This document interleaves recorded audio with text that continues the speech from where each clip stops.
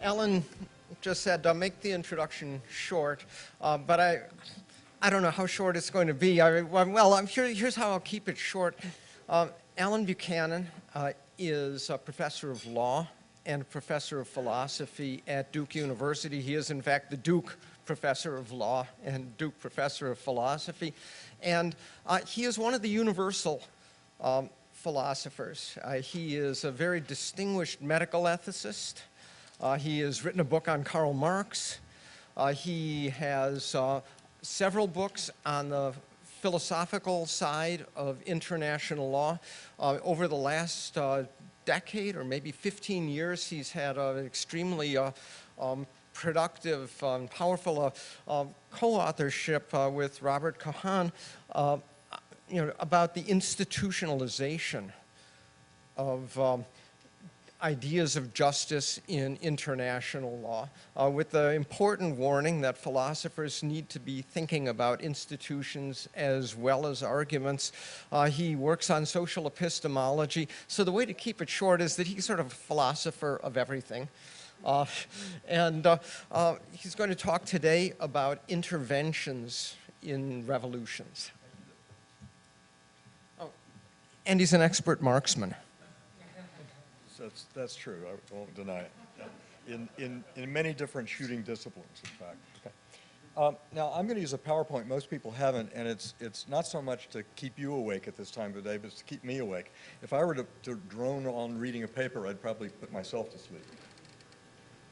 Let's see if this is working. Okay. Now, I think that a couple of speakers have already made this point, that we need a theory of just revolutionary wars. Most of the work on just war theory has been the interstate context. I think they're largely neglected in contemporary just war theory. And interestingly enough, there's a huge literature recently on terrorism for obvious real-world reasons. But most of the time when people talk about terrorism, they talk about people using terror against political opponents. But in fact, in revolutions, a great deal of the terror, maybe most of it, is conducted by revolutionaries against their own people, largely to solve collective action problems and to deter informants and traitors. And that's been really neglected in the literature on terrorism. An exception has been Christopher Findlay. This is a really terrific book. I recommend it. But he doesn't really have much to say about the ethics of intervention in revolutions, which is my topic for today. And intervention can be taken in a narrower, broader sense. It can be intervening once the revolution has started, or it can be intervening in advance to foster a revolution or to prevent one. Now, this is some stuff that I've done earlier. You notice there's a slight gap between the first article and the second two. There's other things that got on my radar screen that I kind of forgot about, but I've come back to it after all these years. Now, here's some obvious questions that a theory of just revolutionary war should answer. When is violent revolution justified? Violent revolutions are the most morally problematic, obviously, although I think it's really important to recognize that often peaceful revolutions can work. When is it justifiable for a state to use violence to suppress a revolution? Given the asymmetry of power, at least early in the struggle, is it justifiable for revolutionaries to use irregular methods of war fighting? More generally, is the use in bello for revolutionary wars different from that of interstate wars? When is it justifiable to use force to intervene in support of or against a revolution? How can an aspiring revolutionary leadership attain legitimacy, especially in an extremely repressive regime, one that precludes the ordinary processes for establishing legitimacy? Not so obvious questions a theory should answer. What are the ethics of bystanders? Do ordinary people have a moral obligation to participate in a revolution in their country if the revolution is morally justified and the current regime is extremely unjust? Does such an obligation depend on assurance that others will participate? The assurance problem was mentioned earlier. And if so, then there's the collective action problem. Some more not so obvious questions. Is intervention in support of a revolution justified only if the revolution is justified? And correspondingly, is intervention against a revolution justified only if the revolution is justified? The reason I mention this is that nowadays, at least, and I'll elaborate on this later, revolutions are rarely self-contained, right? There are all sorts of external factors, external agents that are coming in. And so in judging whether to intervene in a revolution, either for or against, one has to take into account the larger picture of which this conflict is a part.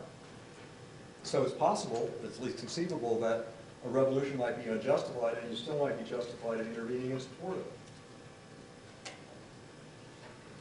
Is intervention in support of a revolution justified only if the leadership of the revolution is legitimate, that is, has rightful authority? If so, what are the conditions for being legitimate? And David offered one account of that. What are the just aims of intervention in support of a revolution? Are they limited, morally speaking, that is, just helping topple the regime, or helping to ensure self-determination after the regime is toppled? A minimally just new regime, a democracy, etc. There's tremendous division of opinion about what the proper aims of an intervener in a revolution are. Some people have this very limited view. Most, you can help topple the regime, but you shouldn't try to exert any influence on the shape of the new regime that will follow, the post-revolutionary situation. I've actually argued in one of the papers I listed earlier that that's incorrect. Is there a requirement of legitimate authority on the part of the intervener if the intervention is to be justified, apart from the substantive criteria for justified intervention? And I think we need to distinguish here between internal and external legitimacy. I wrote an article a while back called The Internal Legitimacy of Humanitarian Intervention. And the idea is that if you think of the state as primarily an agent of its people, and primarily to be concerned with serving their interests and protecting their rights, then at least prima facie, it's problematic for the government, without some kind of specially robust democratic mandate, to undertake a humanitarian intervention that's not in the interest of their people, right? It's sort of going beyond their ordinary agency role. And my view is that that's a serious issue, and it requires some special process of authorization beyond usual executive decision-making or usual legislative action. So that's also, I think, a neglected question. And are there some states or groups of states that are disqualified from intervening in certain conflicts because of their history, or should be regarded as illegitimate interveners? And here's a not so obvious question, the last one. Can a practically useful theory of just revolutionary wars, or more generally, just wars, be constructed through abstract moral reasoning alone without specification of the institutional context in which moral norms are to be applied? And I think that some of the people here whose work I know and respect, like David Roden and Kit Wellman, tend to think that you can do this, that you can make a lot of headway in just war theorizing by very abstract moral reasoning that concerns cases of individuals and their actions toward each other, an abstraction from any specification of the institutional context that's being assumed in the background of their interaction, and independently of any specification of what institutional roles they might play. I think you can go a certain distance in that kind of reasoning, but I don't think you can go very far. You might be able to uncover some very basic but very abstract norms of just war theory. But when it comes to actually determining what ought to be done, you need to go beyond that kind of reasoning. Not to say it's not important, it's just that it's not enough. So here's my argument for a negative answer to that question about whether you can get very far with this kind of abstract moral reasoning without thinking about actual institutions and institutional possibilities, feasible alternative institutions. Moral norms that are so highly abstract as to be valid independent of institutional context do not provide sufficient guidance for the ethical initiation and conduct of war, because whether a norm, and I would say here a substantive norm, a norm capable of guiding action, is valid can depend on the institutional context in which it's to be applied. Second premise, that just war theory should provide guidance for the ethical initiation and conduct of war. Conclusion from the first and second premise, just war theorizing that limits itself to the identification of highly abstract norms is inadequate. a more fundamental problem with purely abstract just war theorizing.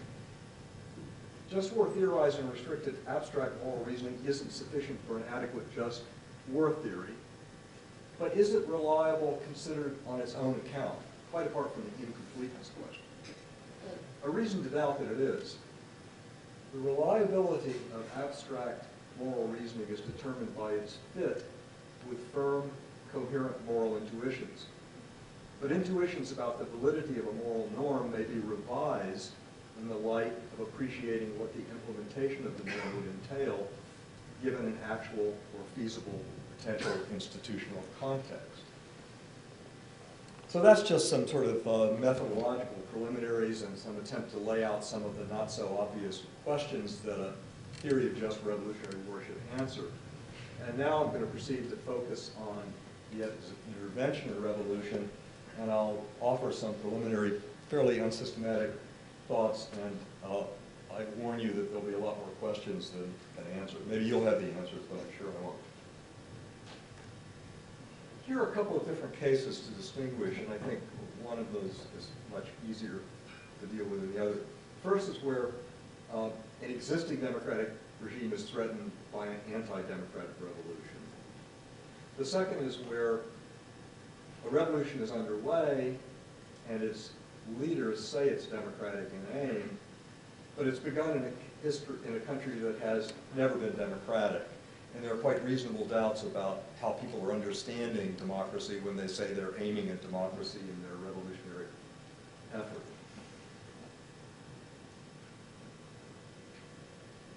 What's the comparative difficulty of the cases? Well, in the first case, where there's already been a democracy, fairly well established perhaps, deciding whether to intervene in support of the democracy that's threatened by an anti-democratic revolution is easier, both because violently overthrowing democracy is wrong, that is, it's morally an easier case, and because one has reason to believe that the outcome of protecting the democracy will be good. Of course, complications can arise if the intervention sparks a counter-intervention, and given, as I said, that revolutions these days are rarely two-party only affairs, that's a really serious risk. The first case, where you already had a democracy and now it's under threat by some anti-democratic revolution, could be made easier by institutional innovation, what Cohen and I call pre-commitment contracts. I'm just going to sketch this idea, which we've developed in some detail in a paper that was in Ethics of International Affairs. The idea is that a new fragile democracy that faces a serious threat of reversion to an anti-democratic regime, perhaps an overthrow of the democratic government by the military, could take out a kind of insurance policy involving a multilateral institutional response, a kind of pre-commitment contract whereby a legitimate democratic government agrees to intervention by a specified group of countries if it's threatened by violent overthrow. And the pre-commitment is revocable at will by any legitimate government. And of course, there are pre-commitment contracts in other contexts. The Norwegian mental health law of 1965 is my favorite.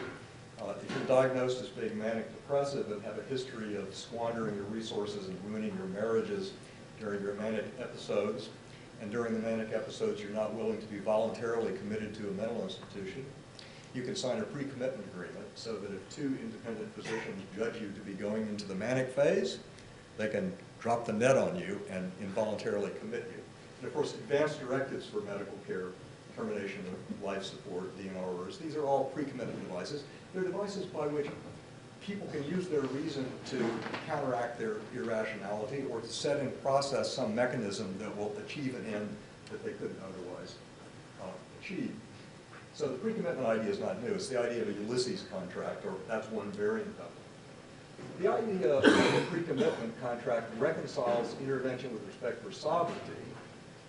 It enhances the legitimacy of intervention because pre-commitment is an exercise of sovereignty, not a denial of it. And it could provide fragile new democracies with a kind of insurance policy, and it could reduce the risk of unwanted interventions. If you can designate in advance the countries that you would want to be in a coalition to intervene, this may reduce to some extent the possibility of interventions by other countries that you wouldn't want to intervene.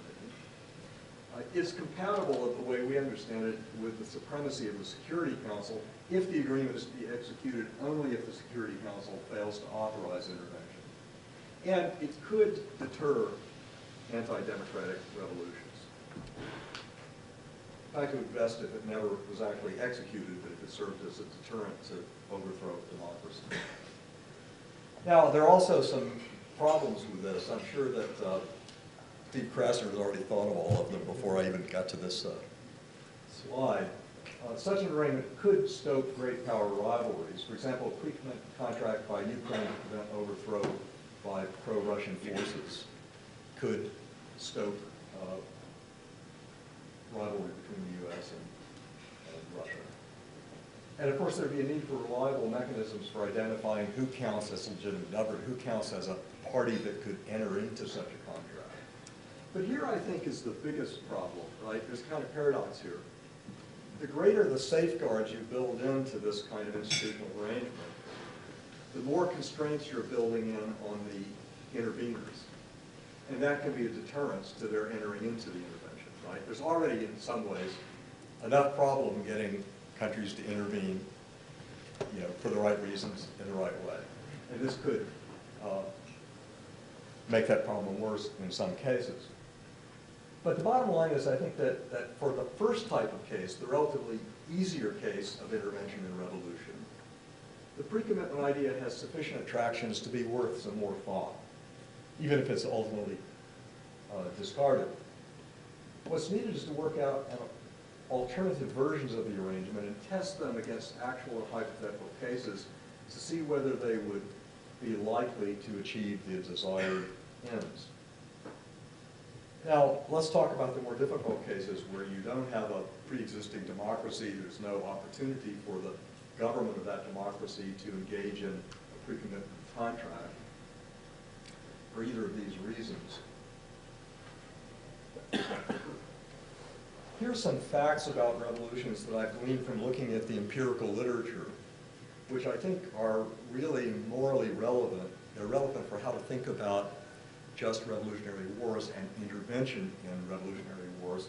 But I think that philosophers tend to not take them into account. This is not peculiar to this case. Philosophers tend to operate in a fact-free intellectual environment for the most part, and actually pride themselves on that, even more perversely.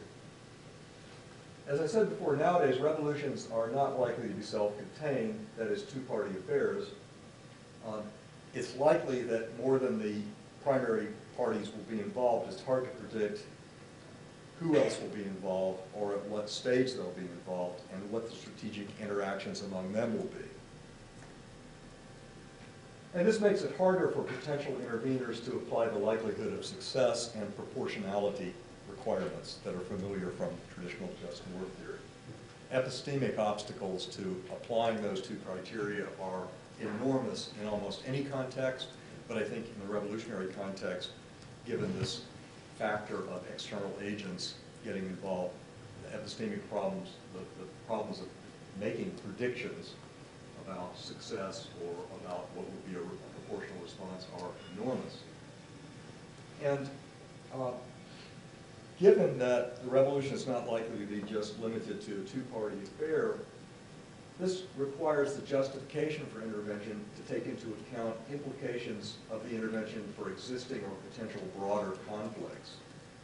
But again, the epistemic obstacles to making a reliable judgment about that are, as well as the daunting problem of moral balancing. I mean, suppose you support some rather shady revolutionaries here, but for the sake of some larger, morally admirable geopolitical aim that you have because of your involvement in larger conflicts, to what extent can you allow your hands to get dirty with respect to being complicitous with these revolutionaries for the sake of some larger moral goal?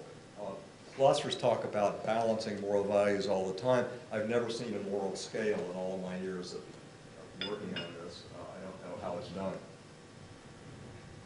And as I said, it complicates questions about whether complicity with wrongdoers invalidates the justification for intervention. It's very hard intervening in revolutions these days where multiple parties are involved and there are shifting coalitions, it's very hard to maintain anything like clean hands on the part of the intervener. Here's the second problem, and I brought this up in discussion in an earlier session. It's what I call the democratic dilemma. It's plausible to assume that only the democratic states are morally qualified to intervene in support of or against revolutions, but especially under conditions in which other third-party involvement may prolong the Revolutionary War, democratic states have difficulty making credible commitments to persist in the struggle. Potential democratic interveners should take the risk of failure of follow-up very seriously in making the decision whether to intervene. And this is because of the nature of democracy, right? Democracy's claim to fame is that it makes government accountable to the people of that state. It doesn't make it accountable to the people of other states. And democracies often have trouble making credible long-term commitments, especially if the cost of honoring the commitment turns out to be higher than was initially thought. And my favorite chilling example of this is the failure of the US government to follow through on Reconstruction. There was a terrorist insurgency. It raised the cost of creating democracy in the American South at the end of the Civil War. And at a certain point, the people of the North couldn't stomach the cost, and they abandoned the democracy building process, and we had 100 years more of institutionalized racism in this country. If we can't do it in our own backyard with all sorts of favorable conditions, I'm fairly skeptical about how well we'll do 8,000 miles away. So the good news and the bad news is that democratic governments are accountable to the public. Third problem, how to reconcile intervention and self-determination. Right? We view ourselves now as in sort of a post-colonial mode. We don't think we can go around determining the political fate of other countries. We're all, in some sense, in favor of collective self-determination for peoples. But the question is, what does proper respect for collective self-determination of the people in the country where the revolution is going on, what does that entail by way of constraints on how an intervener may act? Does it mean that respect for self-determination is so robust and demanding that all you can do is intervene to topple the bad regime? Or is it also compatible, that is, respect for self-determination, with trying to take further steps to shape the post-revolutionary political order, and in particular to shape it in a way that allows for genuine self-determination? And this problem gets enormously complicated because in many of the places where revolutions have been occurring recently or are likely to occur in our world, there is no one people. There is no one subject of a possible right of self-determination. There are a number of different peoples. And if you institute or help institute one kind of political regime after the bad regime falls, say one in which there's a strong majority rule component, you can guarantee that majority rule will be exercised in a way that thwarts the self-determination of some groups within the society. Much of the traditional literature on revolutions, say going back to John Locke, acts as if the people were a homogeneous group and as if they were all equally vulnerable to the tyranny. I mean, Locke thought, well, you don't have to really worry about having too many revolutions because things will have to get so bad for everybody, and then when they do, they'll all rise up to overthrow the government. It doesn't work that way because nowadays where revolutions occur, they're usually in very divided societies, and the way the regime is acting affects different groups differentially. So if you really want to honor self-determination, I don't think you can just say, you're only allowed to help topple the regime and then you have to step away, because you may have thereby created a situation where you're going to be assured that self-determination will be thwarted, either for everybody, depending on the nature of the post-revolutionary regime, or for certain groups within the society.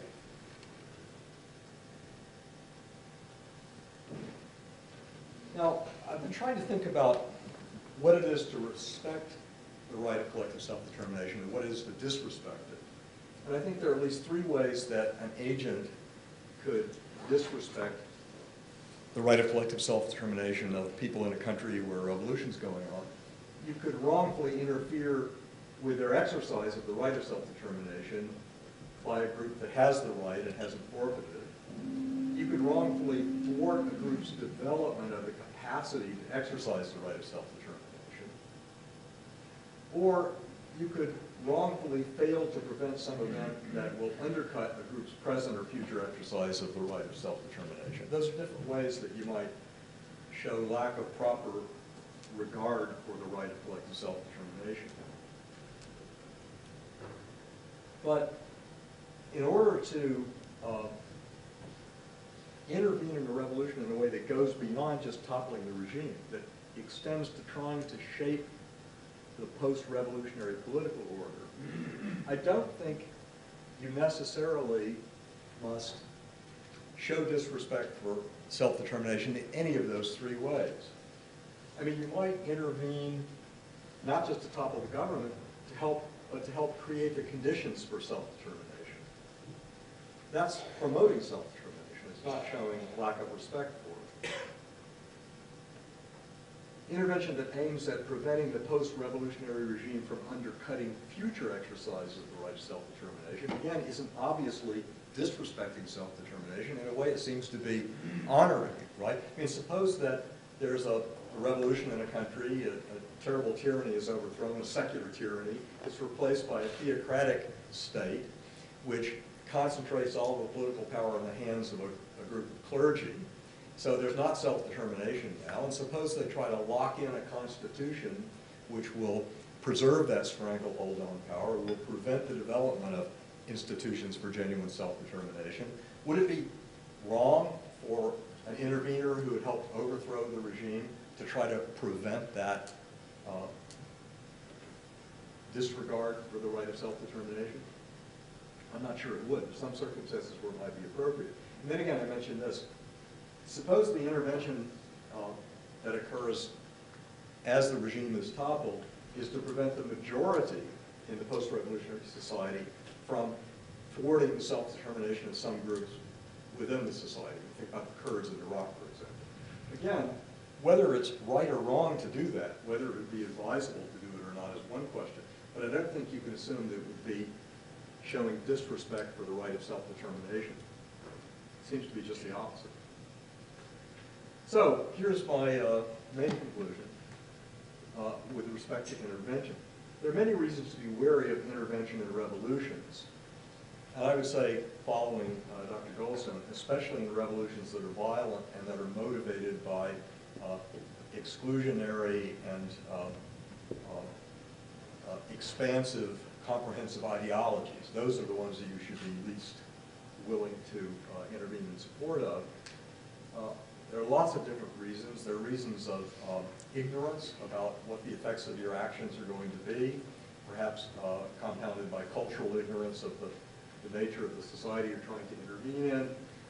There are problems about the unpredictability of third and fourth parties intervening. Lots of good reasons to be wary about intervening in revolutions.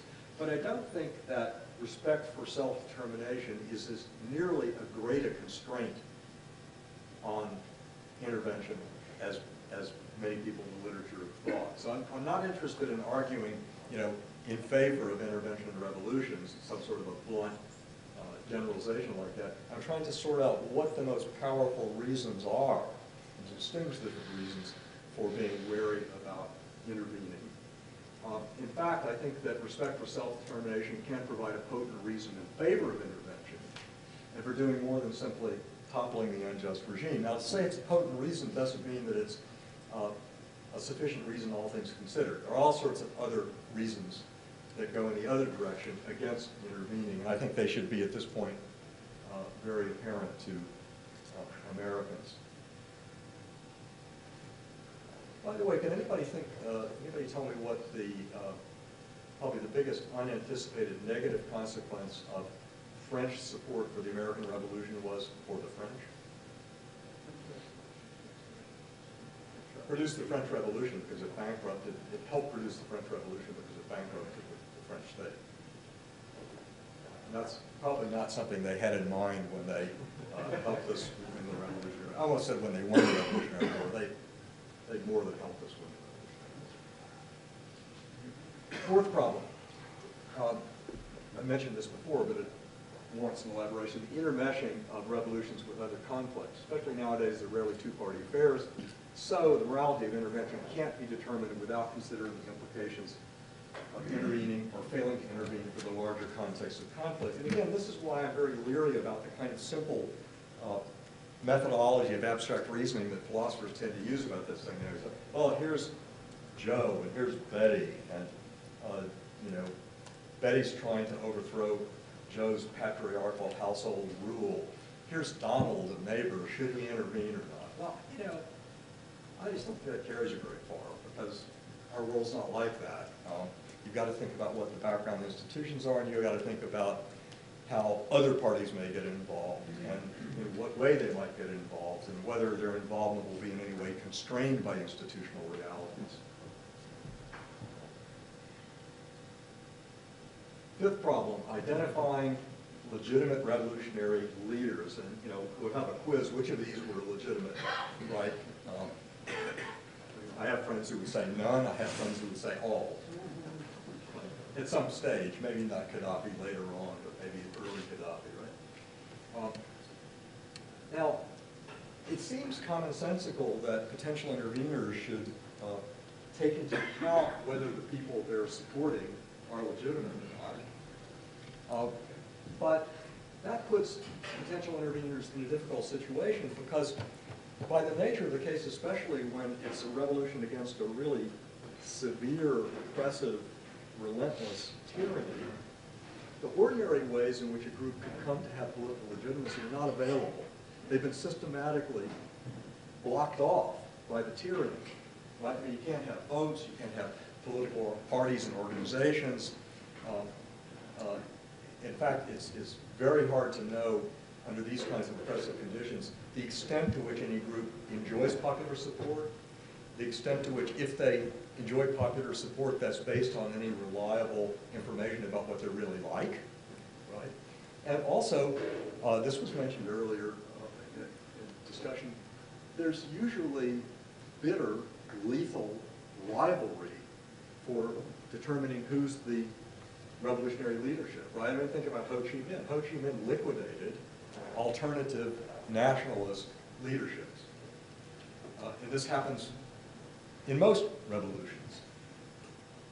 So especially early on in the process, it's hard to see how aspiring revolutionary leaders can attain anything that resembles the legitimacy that we have some firm grip on applied to other political entities. And one thing you might say is, well, look, if you think about why traditional just war theory was concerned about legitimate authority, a lot of it had just to do with competence. Competence for disciplining your own forces. Because the fear, right, was disorder. The fear was anarchy and violent disorder. And so one understanding of legitimate authority is just competence to control your troops, basically, and to have a coherent plan. And a plan that corresponds to some reasonable aims of a revolution rather than just being, raping and pillaging. But in the early stages, it may be hard to judge which, if any, of the contending parties for revolutionary leadership has that kind of competence. So you might have to wait to sort of see who emerges as competent in that special sense of providing discipline for their forces and sort of coherent goals and exercising some constraint. But the problem is, as the Syrian case indicates, if you wait too long, there can be a kind of race to the bottom in the rivalry among the different contenders for leadership. And the ones that are the most unconstrained and ruthless may be the ones that come out on top. Well, let me back up. Let me mention one more thing that I developed in one of these papers that I mentioned. That is, a lot of the empirical evidence indicates that in a lot of revolutions, there's a kind of strategic escalation of coercion by the state and the revolutionaries, the revolutionary leadership. Because on the one hand, the revolutionaries need to solve a collective action problem. They need to get people on board on the revolution. And for each individual, they might say, well, it would be good if the revolution worked, right? But whether it's going to work or not, it's not going to depend upon whether I participate.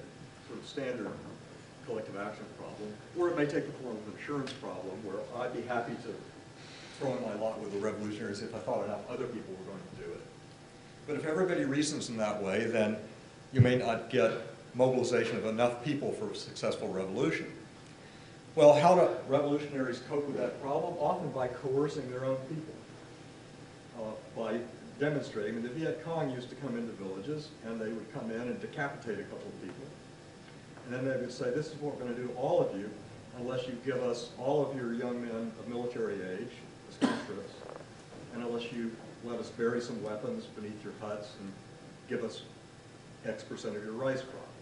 Now, the next day the Americans would come in and make a similar kind of bargaining plea, not usually as blatant, but also coercive. And so you have the revolutionary leadership coercing people to solve their collective action problem, but the response on the part of the regime is to raise the cost of participation in the revolution. And then the revolutionary leadership raises the cost of non-participation. And the regime raises the cost of participation. And you get a kind of spiral of violence, and the poor people, the ordinary people, are caught in the middle. So the dilemma is that if you wait long enough to determine who to put your money on, which of the contending revolutionary groups is likely to be competent or to exhibit some marks of legitimacy, you may have waited long enough that this spiral of escalating coercion has occurred, and a kind of race to the bottom is going on in the contention among the rival groups, and then things are really awful.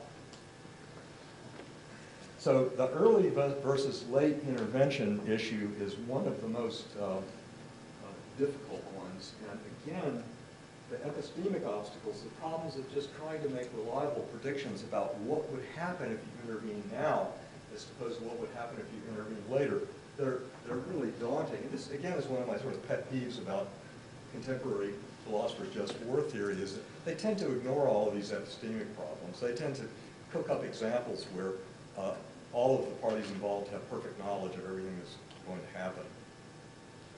And again, I don't find that very useful. So here are my final conclusions. Ethics of revolutionary wars, including the ethics of intervention, extremely difficult. Recent progress in just war theory is of very limited value in developing the ethics of revolution and intervention because it's too abstract to provide practical guidance.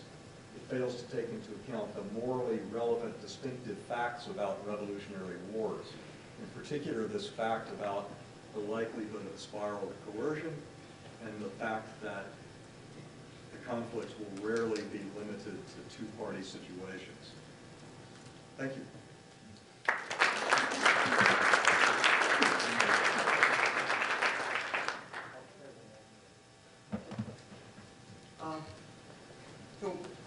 We have an assignation with the photographer for the group picture at 4 o'clock, so we've got about, I would say, 8 minutes for questions and answers.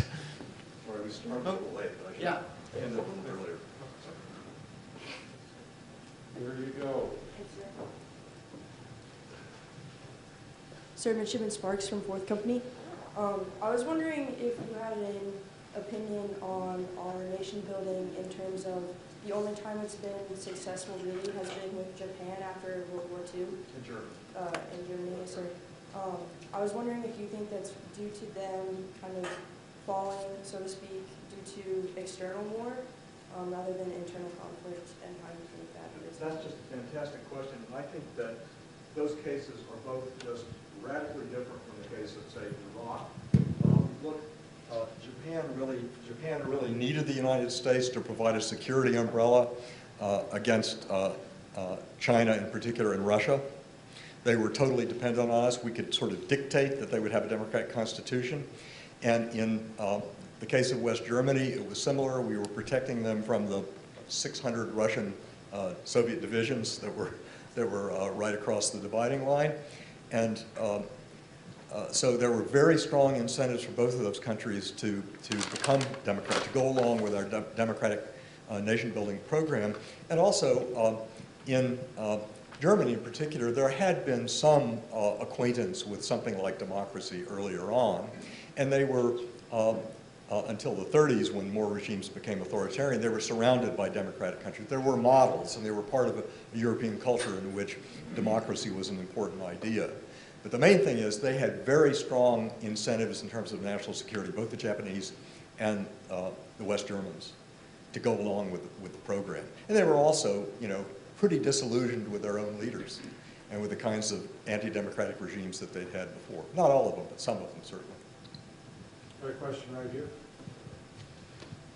John Michael Arnold, I'm a PhD student at Princeton.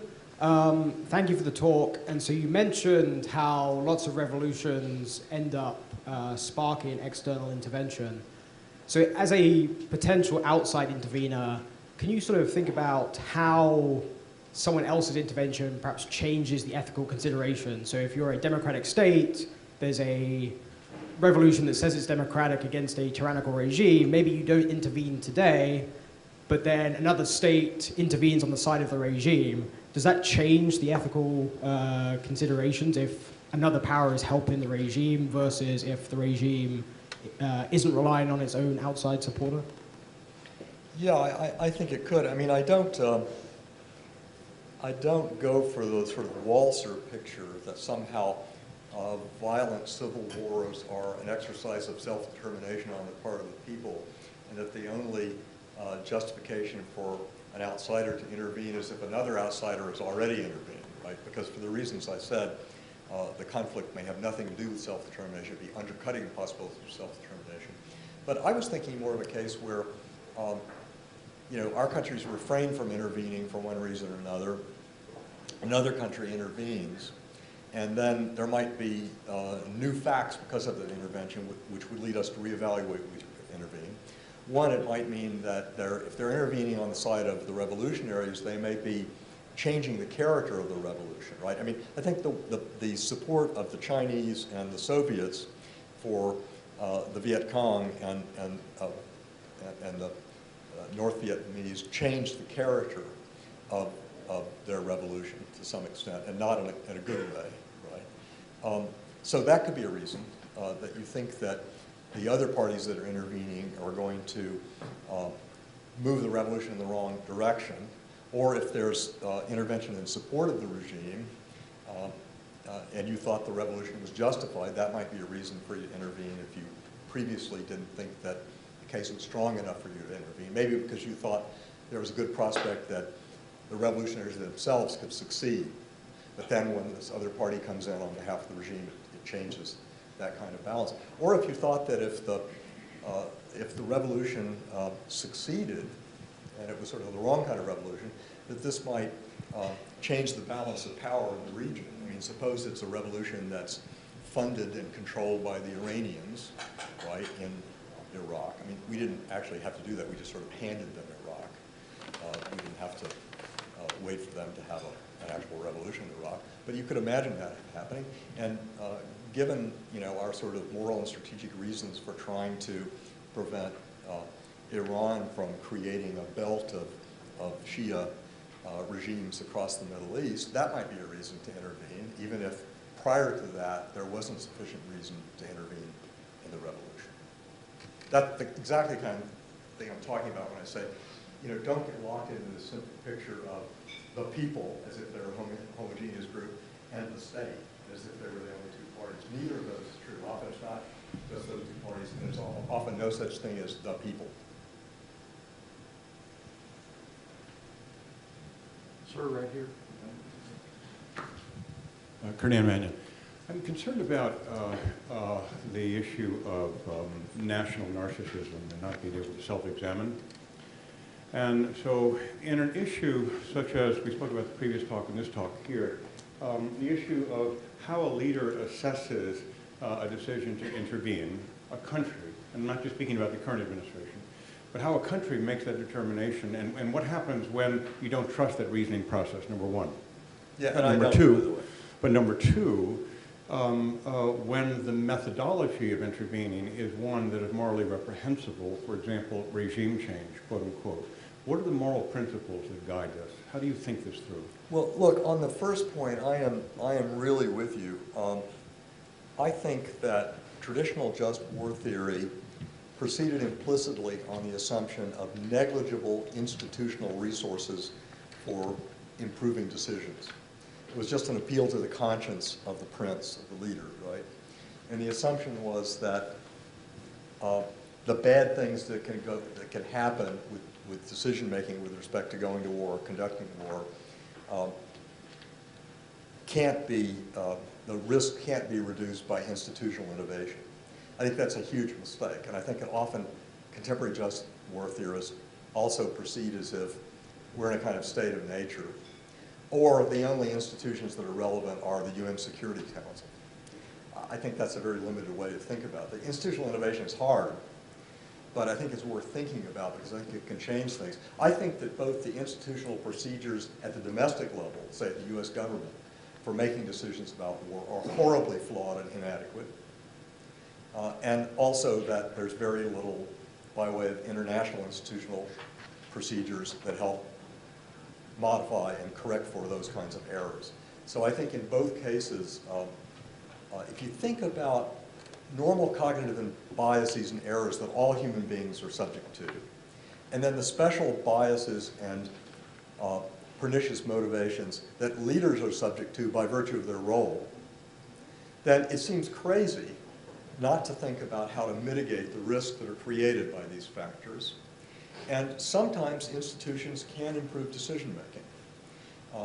Cohen and I have done a number of proposals, not that we think they would be implemented, but to sort of stimulate thinking about it. And some of them have to do with what David Roden talked about at the very end of his talk, that is, not just having good procedures ex ante, multilateral procedures where there's room for debate and presenting contrary evidence about whether there's really a threat in another country, but also ex post accountability, examinations of whether what happened really was congruent with the reasons that were given ex ante for doing it. And it's very complicated. And again, there's this risk that if you build in these accountability features, you're going to deter intervention in the cases where you would want it, right? That's the sort of dilemma that you're in. But I think that given how serious war is, I think the institutional processes by which the United States goes to war are ludicrously inadequate. And I think it was very much demonstrated by the Iraq War. I think that there were different sources of intelligence giving different verdicts about whether there were weapons of mass destruction. There was a kind of a cafeteria-style conveyor belt with stuff going by, and the Bush administration was just picking out the items that it wanted without any accountability for answering to people who were presenting evidence contrary to the evidence that they were claiming to act on. So yeah, I'm very suspicious. Look, let me put it this way.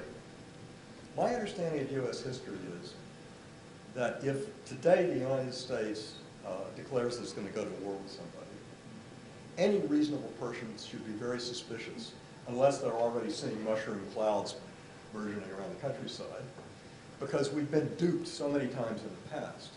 Now, that doesn't mean you should refuse to go along with any war, but there should be a fairly strong presumption that you really need convincing. And one of the reasons you need convincing is because the institutional processes are not reliable. Okay, with that, I'm going to turn it over to